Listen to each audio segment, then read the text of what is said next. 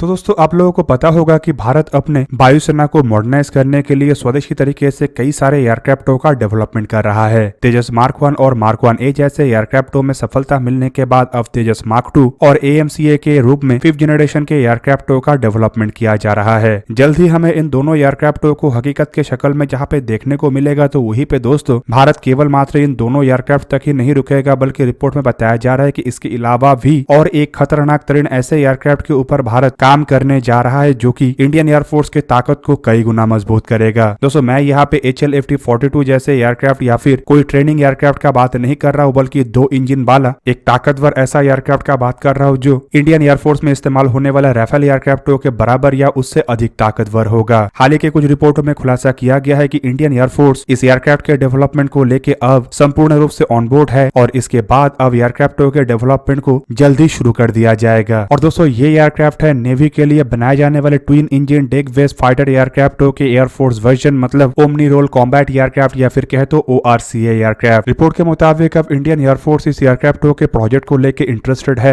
और शायद साल 2026 के बाद इसे लेके एक क्लियर पॉइंट ऑफ व्यू भी आ जाए। हालांकि दोस्तों ORCA जैसे एयरक्राफ्टों के डेवलपमेंट से पहले twin engine deck based fighter एयरक्राफ्टों का डेवलपमेंट है और शायद ORCA को twin engine deck based fighter एयरक्राफ्टों से कन्वर्ट करने में ज्यादा मुशक्कत करना ना पड़े। हालांकि कुछ अधिकारी जो इन मैटर के बारे में जानकारी रखते हैं उनके द्वारा मीडिया को बताया गया है कि इंडियन एयरफोर्स का फिलहाल प्राइमरी फोकस तेजस मार्क 2 और AMCA जैसे एयरक्राफ्ट ही है और इंडियन एयरफोर्स अपने मॉडर्नाइजेशन के प्लान को आगे बढ़ाने के लिए सबसे पहले इन दोनों एयरक्राफ्टों को ही अपने बेड़े में शामिल करना चाहता है और उसके बाद ही नेवी के एयरक्राफ्ट के बेस पे इंडियन एयरफोर्स के लिए कोई एयरक्राफ्ट बनेगा या नहीं बनेगा उसका निर्णय किया जाएगा। अब दोस्तों इंडियन एयरफोर्स के बेड़े में जितने संख्या में AMCA और तेजस मार्क 2 एयरक्राफ्टों को शामिल करने का इरादा रखा गया है वो असल में इंडियन एयरफोर्स के टोटल रिक्वायरमेंट को पूरा करने के लिए काफी नहीं है। मतलब यहाँ पे एक तीसरे एयरक्राफ्ट का भी स्कोप है जो संभावित twin engine deck based fighter aircraft के रूप में ही हो। अब यहाँ पे दोस्तों आप लोगों को ये भी जान के रखना चाहिए कि अगर नेवी के लिए twin engine deck based fighter aircraft बनाया जाता है तो ऑब्वियसली एयरक्राफ्टों के रिसर्च एंड डेवलपमेंट के ऊपर एक बहुत बड़ा अमाउंट खर्चा किया जाएगा और उसके बाद अगर इसे लेके एक नए एयरफोर्स वर्जन को बनाया जाता है तो इसमें इतना अतिरिक्त खर्चा नहीं होगा और अगर एयरफोर्स वर्जन बनता है तो बेसिकली रिसोर्सेज का प्रॉपर यूटिलाइजेशन होगा। दोस्तों twin engine deck based fighter एयरक्राफ्टों को टोटली नेवी के आवश्यकताओं को देखते हुए ही बनाया जा रहा है। दोस्तों इन एयरक्राफ्टों को नियर 5th जनरेशन के एयरक्राफ्ट के रूप में बनाया जा रहा है और एयरक्राफ्टों में काफी हद तक AMCA के टेक्नोलॉजी को भी इनहेरिट किया जाएगा। फिलहाल के रिपोर्ट के मुताबिक नेवी के द्वारा ऐसे 45 एयरक्राफ्टों को अपने बेड़े में शामिल करने को लेके हामी भरा गया है जो कि साल 2040 तक बढ़ के 100 एयरक्राफ्ट भी हो सकता है। दोस्तों AMCA एयरक्राफ्टों के प्रोजेक्ट को लेकर जहाँ पे कैबिनेट कमेटी ऑन सिक्योरिटी की तरफ से 15,000 करोड़ रुपए देने का एक्सपेक्टेशन है, तो वहीं पे twin engine deck based fighter एयरक्राफ्टों को डेवलप करने के लिए कम से कम 13,000 करोड़ रुपए का आवश्यकता है, जो एक तरीके से अगर देखें तो 5th जनरेशन के फाइटर एयरक्राफ्टों के डेवलपमेंट के काफी नजदीक भी है। हालांकि दोस्तों twin engine deck based fighter एयरक्राफ्टों को जिस तरीके से बनाया जा रहा है उसमें इन एयरक्राफ्टों को एक प्रॉपर 5th जनरेशन के एयरक्राफ्टों में कन्वर्ट करने का भी संभावनाएं हैं। दोस्तों इंडियन एयरफोर्स के जो मॉडर्नाइजेशन प्लान है उसके अंतर्गत करीब करीब 180 से 200 तेजस मार्क 2 एयरक्राफ्टों को परचेस किया जाएगा, जबकि AMCA मार्क 1 और मार्क 2 एयरक्राफ्टों को मिला के करीब करीब 120 से 140 एयरक्राफ्टों को परचेस किया जाएगा। 73 तेजस मार्क 1A और करीब करीब 40 तेजस मार्क 1 एयरक्राफ्टों का ऑर्डर ऑलरेडी दिया गया है, जबकि बताया जा रहा है कि इन एयरक्राफ्टों के संख्या में शायद 50 से 60 और बढ़ोतरी हो। अब दोस्तों इन एयरक्राफ्टों के जो खरीदने का संख्या बताया गया है इसे अगर एकत्रित किया जाता है तब भी ये इंडियन एयरफोर्स के 42 क्वाड्रेंट एयरक्राफ्टों के आवश्यकताओं को पूरा नहीं कर सकता। ऊपर से अगर देखा जाए तो इंडियन एयरफोर्स अपने आप को टोटल इंडिजनाइज करने के तरफ भी आगे बढ़ रहा है और आपके जानकारी के लिए यहाँ पे बता दूं कि इंडियन एयरफोर्स अपने बेड़े में एयरक्राफ्टों के संख्या तो बढ़ाएगा लेकिन एयरक्राफ्टों के टाइप्स को कम करना चाहता है और करीबन 5 से 6 अलग अलग टाइप के एयरक्राफ्टों को इस्तेमाल करना चाहता है। मतलब इंडियन एयरफोर्स के बेड़े में ORCA जैसे एयरक्राफ्टों का एक बहुत बड़ा स्कोप है। हालांकि दोस्तों एयरफोर्स जिस तरीके से आगे बढ़ रहा है इससे माना यही जा रहा है कि सबसे पहले twin engine deck based fighter एयरक्राफ्टों के नेवल वेरिएंट ही तैयार होगा और नेवल वेरिएंट को जब नेवी के बेड़े में शामिल किया जाएगा तब इसे एयरफोर्स के वेरिएंट के रूप में कन्वर्ट किया जाएगा। मतलब हम अगर इन एयरक्राफ्टों को देखते भी है तो शायद इन एयरक्राफ्टों के टाइमलाइन और AMCA मार्क 2 एयरक्राफ्टों के टाइमलाइन समानांतर हो। इवन अगर समानांतर होता है तो माना जा रहा है कि ORCA एयरक्राफ्टों में काफी हद तक AMCA मार्क 2 एयरक्राफ्टों के टेक्नोलॉजी जैसे कि स्वदेशी 110 किलोन्यूटन थ्रस्ट वाले इंजन भी हो सकता है। अब दोस्तों एक तरफ जहाँ पे इंडिया स्वदेशी तरीके से अपने एयरफोर्स को और मजबूत करने को लेके काम कर रहा है तो वहीं पे दूसरी तरफ नए रिपोर्टों के मुताबिक अमेरिका के साथ भी जेट इंजन, लॉन्ग रेंज के आर्टिलरी और इन्फेंट्री व्हीकलों को को प्रोडक्शन करने को लेकर भी भारत बातचीत कर रहा है। आप लोगों को पता होगा कि नेक्स्ट महीने प्रधानमंत्री नरेंद्र मोदी अमेरिका के एक स्टेट विजिट में जाने वाले हैं और दोस्तों रिपोर्ट में बताया जा रहा है कि उससे पहले दोनों देशों के अधिकारियों के बीच में कई सारे मुद्दों को लेकर चर्चा हो रहा है, जिनमें जेट इंजन, लॉन्ग रेंज के आर्टिलरी और इन्फेंट्री व्हीकलों के को डेवलपमेंट इनिशिएटिव भी शामिल है, जो कि क्रिटिकल एंड इमर्जिंग टेक्नोलॉजी के अंतर्गत होगा। इंडिया को फिलहाल अमेरिका के द्वारा एक स्ट्रेटेजिक पार्टनर का दर्जा दिया गया है और अमेरिका कई सारे टेक्नोलॉजी इंडिया के साथ शेयर करने को लेकर अपना इरादा जता चुका है, लेकिन अमेरिका के इरादे और अमेरिका के काम दोनों में अंतर काफी अधिक है। अमेरिका केवल मात्र इरादा ही जताता है, जबकि ग्राउंड में अमेरिका की तरफ से उस तरीके से काम नहीं किया गया जिस तरीके से पूरा दुनिया एक्सपेक्ट कर रहा था। अब दोस्तों बीते कुछ महीनों से अगर देखा जाए तो जेट इंजन का मुद्दा ही एक बहुत बड़ा मुद्दा बना हुआ है, जहां पे अमेरिकी कंपनी तो कह रहा है कि भारत को टेक्नोलॉजी ट्रांसफर करने के लिए कंपनी तैयार है, लेकिन अमेरिकी एडमिनिस्ट्रेशन शायद कंपनी के साथ ऑन बोर्ड नहीं है। हालांकि इसके अलावा अमेरिका के द्वारा M777 जैसे आर्टिलरियों को भी और अधिक रेंज वाले आर्टिलरी में भारत के साथ मिलकर कन्वर्ट करने का बात कहा जा चुका है। यहाँ पे दोस्तों आपके जानकारी के लिए बता दूं कि अमेरिका भारत के साथ मिलकर तब काम करने के लिए हामी भरा है जब भारत अपने खुद के बलबूते पे इसी तरीके के आर्टिलरियों को सक्सेसफुल डेवलप कर चुका है। मतलब जब भारत को आर्टिलरियों का सबसे अधिक आवश्यकता था तब तो अमेरिका के तरफ से उस तरीके से साथ नहीं दिया गया, लेकिन जब अब अमेरिका देख रहा है कि भारत इस तरीके के हथियारों को अपने बलबूते पे बनाने के लिए तैयार है और अन्य देशों से इंपोर्ट करना एक तरीके से बैन कर दिया है, तब अमेरिका अपने एक्सपोर्ट के स्कोप को बढ़ाने के लिए ही शायद को डेवलपमेंट मैकेनिज्म में भी आर्टिलरियों को साथ जोड़ा है। दूसरी तरफ अगर देखा जाए तो इन्फेंट्री व्हीकलों को लेकर जो बातों का कहा जा रहा है वो असल में कुछ और नहीं बल्कि भारत के एक बहुत बड़े डील को सिक्योर करने को लेकर ही होगा। इंडियन आर्मी की तरफ से एक बड़े मात्रा में इन्फेंट्री फाइटिंग व्हीकलों को खरीदने को लेकर इरादा जताया जा रहा है और इसके अंतर्गत कई सारे देश भारत के सामने अपने अपने व्हीकलों का ऑफर रखा है। रिपोर्ट के मुताबिक हजारों की संख्या में BMP सीरीज के व्हीकलों को रिप्लेस करने के लिए और कई तरीके के अलग अलग प्लेटफॉर्मों को निर्माण करने के लिए ऐसे नए व्हीकलों को खरीदा जाएगा। और अमेरिका को यह पता चल चुका है कि भारत के साथ अगर को development mechanism make in India जैसे इनिशिएटिव के तहत आगे नहीं बढ़ा जाता है तो यहाँ पे अमेरिका का स्कोप समाप्त है। हालांकि अमेरिका के सामने चुनौती अब साउथ कोरिया, फ्रांस, रशिया जैसे देश बना हुआ है। इवन ब्रिटेन जैसे देश भी भारत के साथ हथियारों को को डेवलपमेंट मैकेनिज्म में बनाने के लिए तैयार है। इवन अमेरिका से भी बढ़ के हथियारों का प्रस्ताव भारत के सामने रख रहा है। ऐसे में दोस्तों माना जा रहा है कि अमेरिका आखिरकार भारत के सामने झुकने के लिए मजबूर हो जाएगा और इस बार प्रधानमंत्री नरेंद्र मोदी के अमेरिका दौरे से पहले हमें कई सारे नए चीजों के अनाउंसमेंट के बारे में भी पता चलेगा। हालांकि यहाँ पे प्रधानमंत्री नरेंद्र मोदी के जो अमेरिका विजिट है ये अमेरिका के लिए जेट इंजनों के ऑफर रखने का शायद आखिरी मौका हो, क्योंकि अगर अमेरिका प्रधानमंत्री नरेंद्र मोदी के दौरे के दरमियान इसे क्लियर नहीं करता है तो इसके बाद प्रधानमंत्री का दौरा फ्रांस का है और फ्रांस भी भारत के साथ ज्वाइंट मैकेनिज्म में जेट इंजन डेवलप करने का प्रस्ताव रख चुका है। और ऐसे में दोस्तों अगर फ्रांस के दौरे के दरमियान भारत के सामने बेहतरीन ऑफर आता है तो मेरा मानना यह है कि शायद भारत और देरी ना करे और फ्रांस के ऑफर के तहत ही आगे बढ़ जाए। हालांकि दोस्तों ब्रिटेन भी इस रेस में है और ऐसे में अगर किसी एक देश एक भी डील को सिक्योर कर सका तो अमेरिका को कई बिलियन डॉलर का झटका लगेगा। और दोस्तों अमेरिका को ऑलरेडी कई सारे मामलों में झटका लग चुका है, जिनमें नेवी के 26 एयरक्राफ्टों के टेंडर को लेकर बताया जा रहा है कि ये फ्रांस के पक्ष में ही चला गया है, जबकि एयरफोर्स के 114 फाइटर एयरक्राफ्टों के टेंडर को लेकर भी कहा जा रहा है कि शायद ये फ्रांस के ही पक्ष में है। दूसरी तरफ दोस्तों भारत कई तरीके के हथियारों को अब अपने इंडिजीनियस तरीके से डेवलप कर रहा है, जिनमें फ्रांस, ब्रिटेन, जर्मनी जैसे यूरोप के देशों के तरफ से अधिक मदद किया जा रहा है और भारत अमेरिका से ना के बराबर मदद ले रहा है। मतलब अमेरिका के हाथ से भारत जैसा एक बहुत बड़ा